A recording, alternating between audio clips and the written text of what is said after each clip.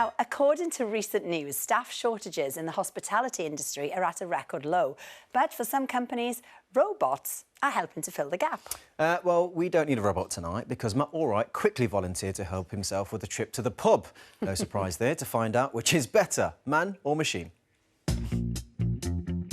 This is Bella, who might just be the answer to a big issue facing the entire hospitality industry, including, just maybe, this place. The Red Lion here in Hawkshaw near Bolton is a very busy pub. It's got an all-day restaurant and a fantastic reputation, but it also has a bit of a problem. Hey, Rick. Hey, Matt, hang on. What's the big problem for you at the moment? Recruitment. Yeah, the last 2 years have been by far the most challenging that I've ever known. There just seems to be less people, less quality applicants. How many vacancies have you got right now? So front of house, I could easily take on another 3, 4, 5 staff. And in the kitchen, you're constantly looking for chefs to recruit. At the start of this year, there were more job vacancies than people unemployed for the first time since records began. And this lack of people power is having an effect on the hospitality industry's bottom line. We just simply don't have enough people in the country to fill all the jobs across the economy that need doing. Where did those people go? Well, some of them went home over COVID. We don't have as many foreign students in the country as we used to. You've got Brexit. And finally, you've got a sort of big retirement. About 500,000 people across the economy have moved out of the jobs market and are no longer looking for work. All of which, as Rick knows, is having an impact on how much pubs or restaurants can earn. On average, they're losing 20% of their normal revenues simply because they don't have staff to fill that demand. But in some places, that staffing gap is being tackled with an ingenious solution. And in Bolton, a stone's throw from Rick's pub, I'm about to see it in action.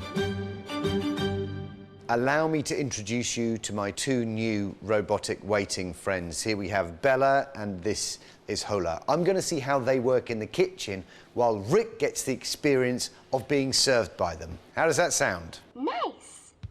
Restaurant manager David has been working alongside Bella and Hola here for nearly 6 months. It's kind of cute. Kind of cute, it is cute. How does it know its way around? Once it's know its route, it will avoid obstacles like customers walking around the restaurant or maybe a chair. It knows where each robot is moving, so it'll avoid each other. So it'll do one route, it'll come through this way, and it'll go out the other way. Or it'll come round this way if one's coming back. Once customers have placed an order, all that the staff here need to do is tell the robot which table to go to. So here's an order going in now. Yeah. Being tapped in at the front.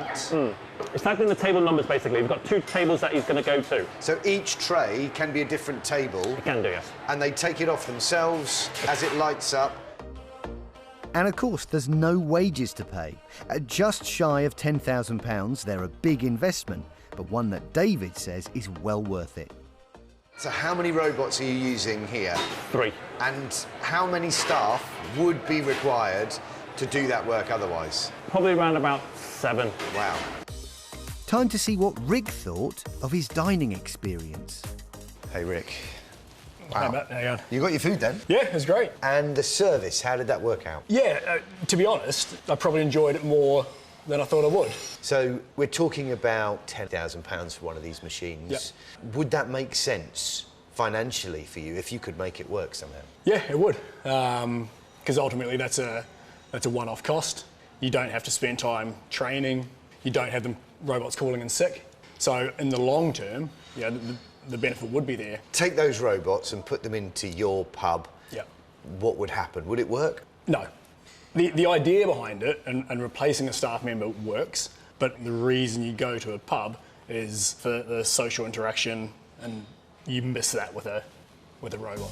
Many people worry that their job could one day be done by robots. But if there aren't the people to do the jobs, we will need to find some sort of solution.